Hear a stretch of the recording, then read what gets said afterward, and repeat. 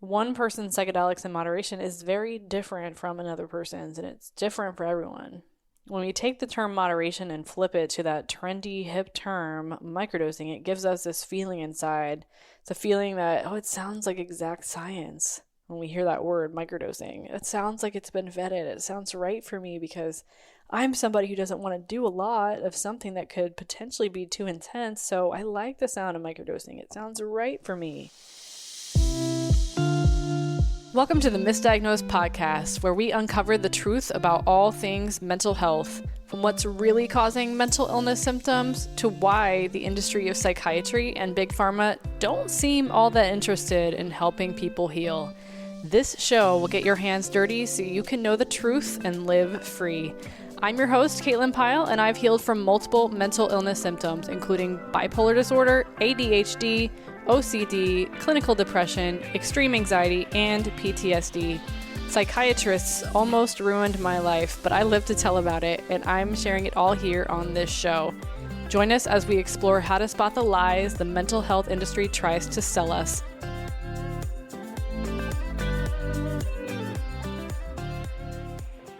Welcome back to Misdiagnosed. I'm your host, Caitlin Pyle, and we're talking about microdosing today, specifically psychedelics. Now, psychedelics are considered plant medicine right now, and that has gained popularity a lot recently with the theory that everything's okay if you microdose it. Now, the health world is very confused about what plant medicine is. It's a trend to take something toxic and put the term plant medicine in front of it, as if that makes it not toxic or even dangerous at all. The plant medicine label is like an excuse to use plants that have chemical compounds that hinder our body, hurt our body, or set our healing. Plant medicine is but a trend to take something toxic and put the term plant medicine in front of it, as if it somehow makes it not toxic or dangerous at that point. The plant medicine label is basically an excuse to use plants that have chemical compounds that hinder our body, hurt our body, or set our healing back. But as long as we put it in that plant medicine category, a substance has immunity and it's considered a safe and viable way to heal. But really, the term plant medicine should be all about fruits, leafy greens, herbs, wild foods, and vegetables that are not mind-altering or adrenaline-surging sources of plant chemical compounds. Plant medicine should be about blackberries, wild blueberries, lemon balm, rosemary, ginger, thyme, celery, spinach, cilantro, and shiitake mushrooms, as just a few examples. But instead, plant medicine is being used to give benediction to psilocybin mushrooms, also known as magic mushrooms or just shrooms, ayahuasca or even cacao, matcha tea, and other green tea. The problem we have with both alternative and conventional medicine is the same problem we have with discerning what plant medicine really is. No one knows why anyone lives with chronic symptoms and conditions. No one knows why someone has anxiety, depression, bipolar disorder, or OCD. No one in our medical community knows why anyone has brain fog, fatigue, or the myriad of neurological symptoms that we have been exploring throughout these episodes on the show and in the Brain Xavier book by Anthony. Medical communities will categorize a given struggle as simply autoimmune. That's not the answer at all. Autoimmune still means that we don't know why anybody has the symptoms, conditions, or health struggles that they have. It all falls into the same pot of, Anthony calls it guessing game soup. It's kind of silly, but it's true. Because the conventional doctor doesn't know why you have depression, but they'll give you an antidepressant. And that's what I always say about how crazy the whole mental health industry is that they'll tell you that they don't know what the cause is, but they know there's no solution. So here's a drug. It's just they don't know. They tell you that it can't heal, that it can only be managed, but that's a lie, because if they knew that for a fact, then they would be able to tell you what the cause was, and they'd be able to tell you that the cause was absolutely not anything that they could ever solve. But they're not looking for our cause. They don't care what the cause is, as long as they can sell you a management technique or treatment, right?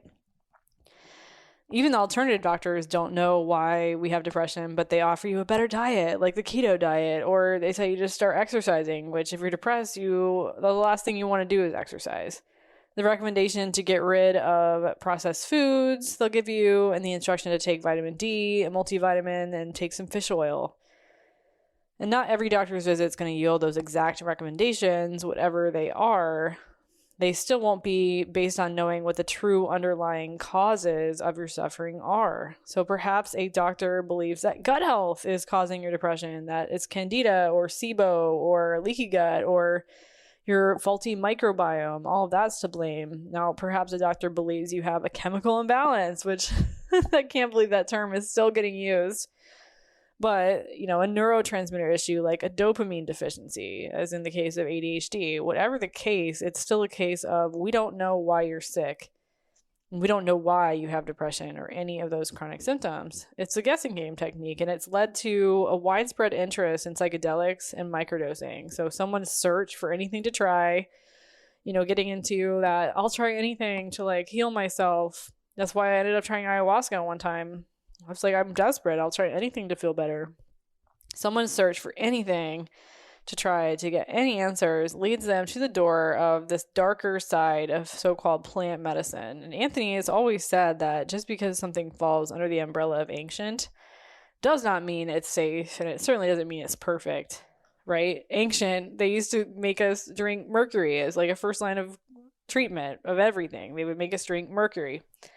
And over the years, Anthony has mentioned that he's had families reaching out to them because their daughter or their son was at an ayahuasca ceremony or some other psychedelic ceremony, and they barely made it out alive and had a brain injury because of it. Defenders of ayahuasca or other psychedelics tend to say that the practitioner leading the ceremony was the problem, that you have to be careful who you choose to guide you, right? They're always figuring out a way to blame it on something else besides actual substance. And that's not to disrespect anyone involved in ayahuasca ceremonies or any kind of indigenous technique of healing from a spiritual standpoint. Indigenous cultures have also grown bananas, though.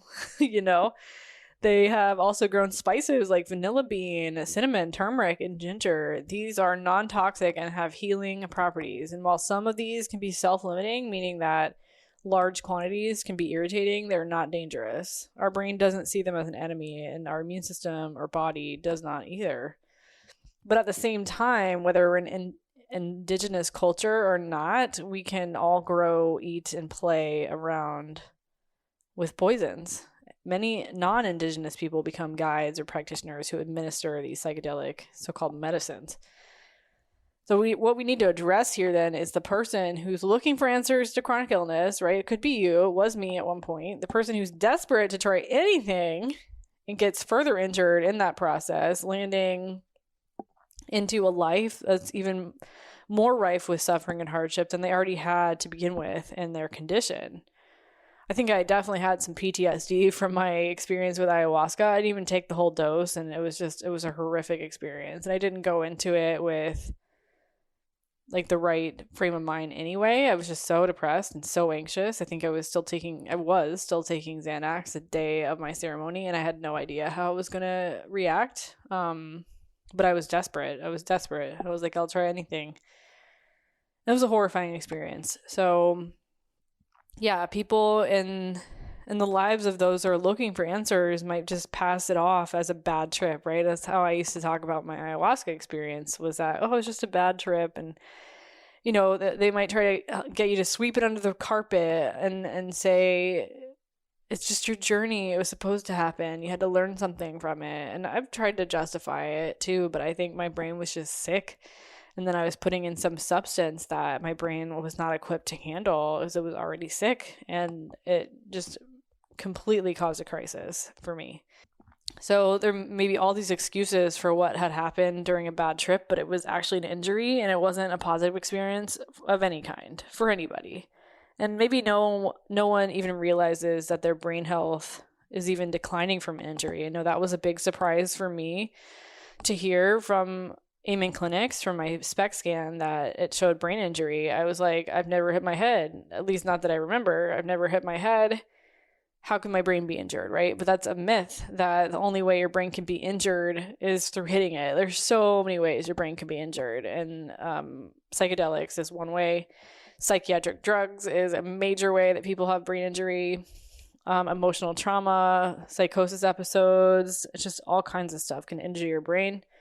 Toxins of any kind, like heavy metals.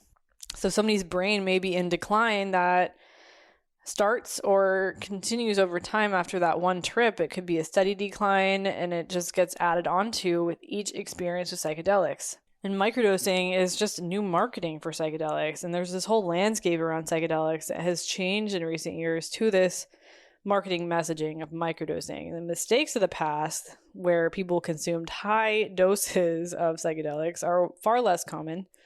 Too many obvious injuries have occurred because of it. And now we have this term microdosing, and it gets talked up as if we were to microdose, we're giving ourselves permission to partake as if it's now a controlled environment, right? And it's not. The term microdosing makes us feel safe. To the human psyche, microdosing also implies that there's some scientific nature involved. We feel secure in the sense that there's some type of science advising it behind the whole concept of microdosing, but there's not. There's no study that's occurred that really proves its efficacy. And many of these scientific studies are really just theories that are combined with this never-ending game of trial and error. They're not facts. Just because things are published in a scientific study does not mean it is true or a fact. Most of the time, it's not. It's used as marketing. And the people who were paid to perform the study were also paid to find favorable results for the people who were paying for the study. It's just this weird cycle.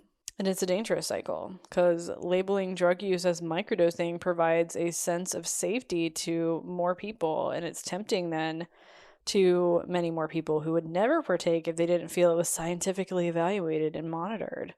It's no longer just a niche crowd of people who go into the desert, sit around a campfire, and drink a whole bowl of psychedelics, right? Marketing has now made it seem like science has been applied to psychedelics, a tactic that pulls in a much bigger crowd. It's marketing.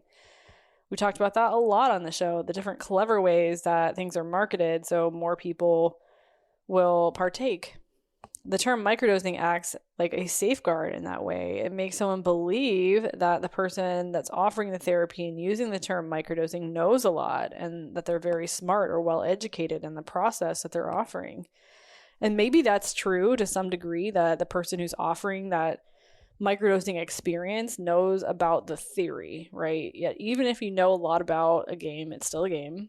There's still a lot of people injured from psychedelics, people who went into microdosing therapy with migraines, for example, and ended up with migraines that were far worse afterwards. And then they had additional symptoms to boot.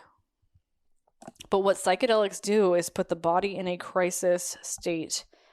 When we go through a crisis state and come out of it, we change in some ways as a person. It feels like surviving a 10-car pileup on the freeway. Your car flips over 3 or 4 times and you seem to walk out of it with a mild concussion while others around you died. There's something that happens inside of us when we survive any kind of crisis, and that falls into spiritual change as well. And when we induce ourselves with a toxic chemical compound that throws our body into chaos, after it subsides, we feel that we have spiritually grown. And there's an addiction process that occurs with any dose of psychedelics. The addiction to, how do we survive that? That was a heck of a ride. And oh my gosh, my spiritual teacher told me how much I've grown by doing this. And oh, I think I'm ready to do it again. One of the addictive aspects of psychedelics is the adrenaline surge that occurs when the poison enters the bloodstream. It's adrenaline. When any kind of poison enters the bloodstream, our body has to release a steroid-like compound. It is a steroid compound to soften the blow so that the brain, heart, and lungs don't take the hit as hard. A dose, even a microdose of psychedelics, is no different. As our brain starts to get poisoned, it sends an emergency signal to the brain and then out to the adrenals, looking for the adrenals to save the brain. It's similar to the process when adrenaline is released to stop strokes from occurring and blood clots from forming. And it's in part by thinning the blood and in part by opening the blood vessels back up with steroid compounds as the vessels are closing from the poison. It's a very similar process when we take in psychedelics. The brain needs protection. So why do we need that blood thinning effect? And that's because our immune system responds to any poison in the body as a foreign invader. So it's trying to stop the invader before it gets to the most critical places in the body, like the brain, heart, and lungs. Our immune cells try to devour the poison, and that can develop into a blood clot.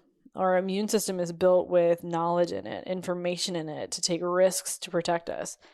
Our immune system knows that a kerosene-like corrosive substance, like adrenaline, also known as epinephrine, is coming its way in seconds to dissolve the clot, which will then separate the immune cells and try to open the blood vessel passageways so there's less constriction and poisons can leave the brain and body.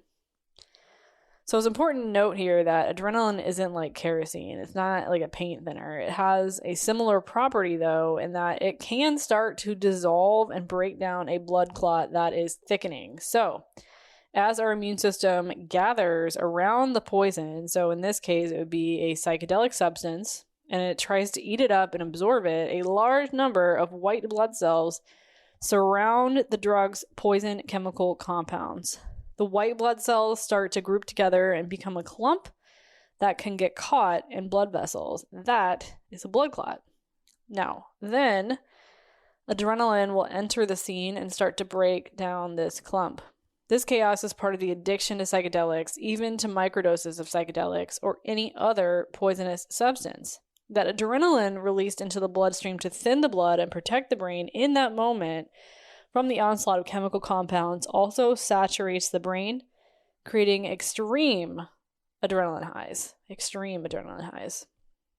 And at the same time, these poisonous chemical compounds, such as the ones found in psychedelics, start hitting your neurotransmitters and your neurons, and that gives you a hallucinogenic effect. The brain effects we associate with these substances, both the adrenaline high and the hallucinogenic effect, occur because what's being consumed is toxic. That is why it happens, because it's toxic, and your brain is trying to be protected. Your immune system is trying to protect your brain from the toxin. And what happens after that, the aftermath, is that we're coming down off of that adrenaline high. Our body is in the process of recovery as the poisonous chemical compound is dissipating, and we survived it. It's not exactly the same as recovering from a party where you got completely drunk and stoned and puked in the bathroom all night and then spent the next day in a hangover. Yet there are some similarities. Whichever substance sent your body into that crisis and survival mode, they are parties you'll never forget, experiences that will become etched into your consciousness. The parties we never forget aren't cures for depression, anxiety, brain fog, fatigue, or neurological symptoms. In fact, they're only going to be worsening those symptoms. They're not cures at all. One of the saddest parts of psychedelics is knowing that a 25 or 28-year-old who doesn't have any idea why they're sick has seen a bunch of doctors, tried a bunch of medications, and can't find relief in the mental sense or physical sense. But then they stumble into the world of this physically and spiritual healing, microdosing psychedelic stuff. It's one thing if you're not healing, so you take some junky vitamins, try a bunch of animal protein and plant-based diets, try a few different therapies and healing techniques, and try conventional pharmaceuticals, and you're still stuck and you're still sick. That's a better place to be than being caught up in the world of psychedelics, believing that maybe you have a spiritual block that's keeping you physically ill. When we lose time and we're exhausted and we don't have answers that are working or helping, the next easiest sell is that it has to be you, like you're the problem. How many times have you heard that one, right?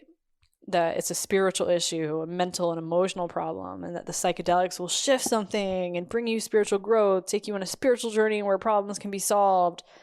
So the outcomes and how you feel emotionally and physically can improve or be healed. Say you didn't know the truth about health and you went to 5 or 6 more doctors and were still suffering emotionally, mentally, physically, you could just easily fall into the same trap as anybody else. It's nobody's fault. You're not blaming anyone for the decisions they're making during that process. But it's important that we know that the person who's on the journey searching for answers knows that the trendy terms microdosing and psychedelics are not productive when it comes to healing. Everyone who's physically ill, physically and mentally struggling with symptoms and conditions only gets worse with psychedelics.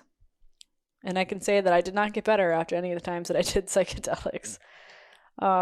I did have a positive trip on mushrooms, but there's always that like terrifying come up, right? If you've ever done mushrooms and you know what I'm talking about, where you say you feel the ego dying, right? And it just is really hard. And so I had like a positive trip, but I was also smoking pot at the same time. So I know it was a lot of adrenaline, and I don't give any credit to the mushrooms. I really don't. So if somebody's living with limitations, like more persistent symptoms like insulin resistance, acne, mild depression, or anxiety, or what doctors will call the hormone imbalance, then they're actually probably going to feel the effects of psychedelics a lot more. And there's a person who's really sick, who's been diagnosed with multiple conditions, like 30, 50, 60 different symptoms. Someone in that position can get injured with psychedelics very quickly, resulting in a setback that creates even more symptoms and worsens the symptoms that they already have. And these people who get injured are the canaries in the coal mine, showing us that psychedelics are not helpful or fruitful. And the truth be told, y'all, every addiction, which again, if you haven't listened to the addiction episodes, there's 2 of them. I broke the chapter up into 2 parts. It's a really good chapter. Every addiction starts with microdosing. So we're bringing it full circle with the previous episode on moderation. Full circle to the teachings that have been ingrained in us. Microdosing, again, is a new term for moderation. It's marketing. Instead of 10 cups of coffee in a day, someone decides to do 1 or 2 cups and call that moderation.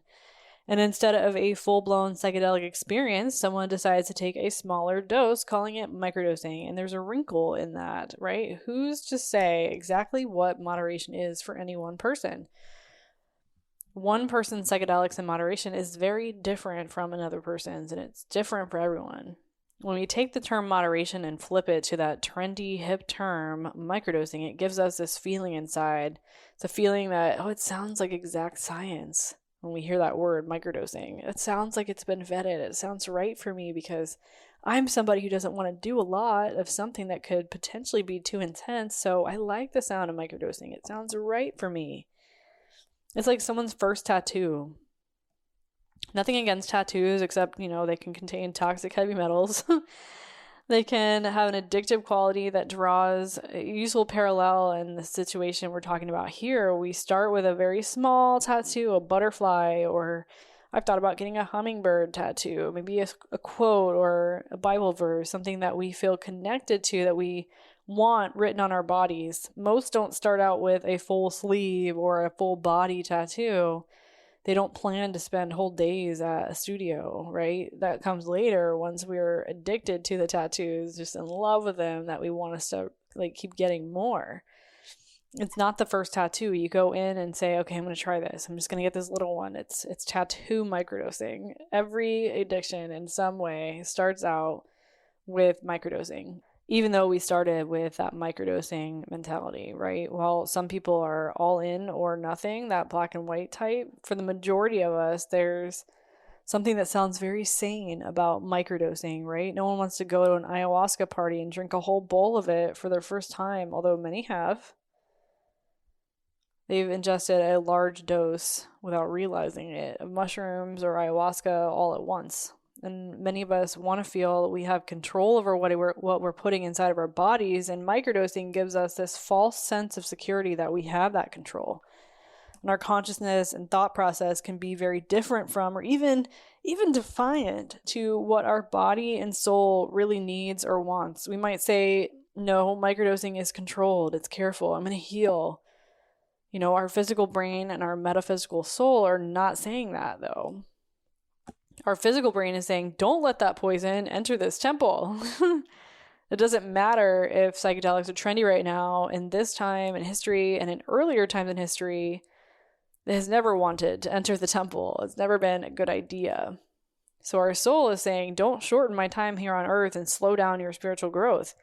It's our consciousness and our subconsciousness that can be tricked.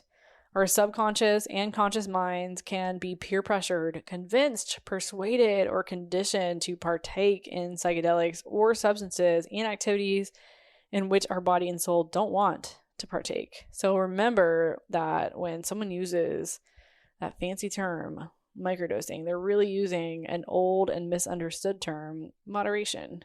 Let's do smaller doses more frequently. It sounds so logical and reasonable, right? It sounds less rigorous and precise when you consider it within the context of the rocky road that got us here.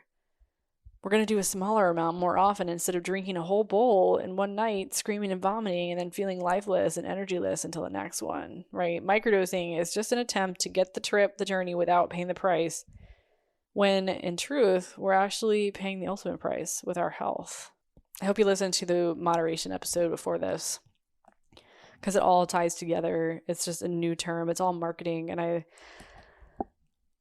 love to hate marketing, right? I have a background in marketing. I know it when I see it. And it is just shocking how much marketing is rampant in the world of mental health and in health in general, and how much and how easily things can be passed off as a good thing when it's just marketing.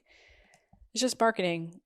Yeah. So be careful out there, folks. This has been a great episode for me. I really enjoyed reviewing that. The same thing with the last episode. Really enjoyed reviewing that. I feel like it keeps me on track and keeping this information front of mind, because this marketing is so pervasive, because it's everywhere, because I have friends who microdose. I have friends who tell me about their experiences and invite me to their ceremonies, and I don't feel good about it anymore after having this information. And I've healed so much since I stopped doing all of that, and I think it's just going to keep me on the right track longer if I stick to my guns, right, and follow my own soul's knowing instead of that subconscious or even conscious programming of, hey, microdosing is okay because it's a smaller amount and you get the benefits without having the hours long barfing or whatever you might experience in one of the more heroes dose type ceremonies, which I have also been a part of. 0 out of 10, do not recommend. Yeah, if you have that positive experience, it's because your brain is like, whew, like you get addicted to that adrenaline. And that's something I didn't know before reading this information in the Brain Saver book, is that it feels good because you survive it, and all the adrenaline involved in that process, it courses through your veins and it feels good. You come off of this high and you're like, wow, that was amazing, but it's actually a crisis in your body. If you don't know that, then you can be setting yourself up for a lot of trouble in the future with more symptoms, brain injury, things like that. It's not worth it, people. Like, you having gone through a minor brain injury from the very little amount of psychedelics I've done in my life, I don't recommend it. I don't recommend consciously moving into a substance that will damage your brain. I think the amount of marijuana I did between 2018 and 2020, and I guess a little in 2021, damaged my brain too, because it heats up your brain, and yeah, it's not good. So not natural. Like, we're not meant to inhale stuff like that into our lungs, and your body is just, no wonder I got burnt out. Sure, I was burnt out from business already, but the anxiety I was dealing with as a result of that made me turn to things like marijuana to calm my anxiety. And it worked for a while, right? So it works for a while and it gives you this illusion that it's effective, but then you try to chase that dragon and you think you need it to manage your symptoms, and it's not a good stand-in. It's not. So yeah, thanks for joining me for this episode. In the next episode, we're going to be talking about alcohol. So it is not for the faint of heart, the next episode on alcohol. But if you are curious about why so many people have been quitting, and that it's really becoming almost a trend in a way to be quitting alcohol. It's something that I have quit off and on over the last couple of years. I'm finally to the point where I'm like, okay, I quit, because every time I drink, which this year has only been a handful of times, like 2 times, I regret it the next day. Like, on my cruise in April, I had like 4 drinks. They were all free. I didn't pay for any of them. I had 4 drinks in one day, and I felt it. It was bad. And then I traveled with a friend in May, and I had 3 drinks in one night, and I did not like the way I felt. It's just not worth it. When you get to a place in your healing that where you actually feel better, right? And you realize, wow, my brain's healing, and you start to see evidence of that. Like, you can get up in the morning and you feel good and you don't feel bad all the time. You can think clearly, you get things done without needing Adderall, for example. Things change and you start to feel better.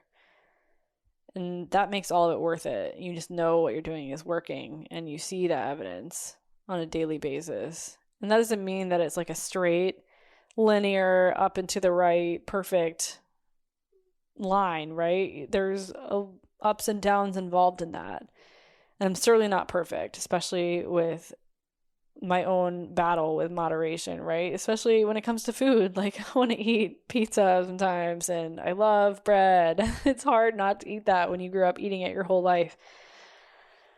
But it's a process. It's a process, and the reason I like doing this podcast and listening to Anthony's podcast and reading his books and participating in the forums online and just surrounding myself, immersing myself in this information is so I commit it to heart and mind and have it become part of my reality. And I've gotten better and better at it in the last year and a half since finding the information. And I've seen the results in my life. It's very encouraging. So yeah. Thanks for tuning in. We'll see you in the next episode. Don't forget, it's about alcohol. I hope you do tune in. It'll be a good one. Thanks for listening. Bye. Thanks so much for tuning in to another episode of the Misdiagnosed podcast. If you enjoy this episode, please subscribe and leave us a review. If you know someone else out there who'd benefit from what we share on this show, please don't hesitate to share this episode with them.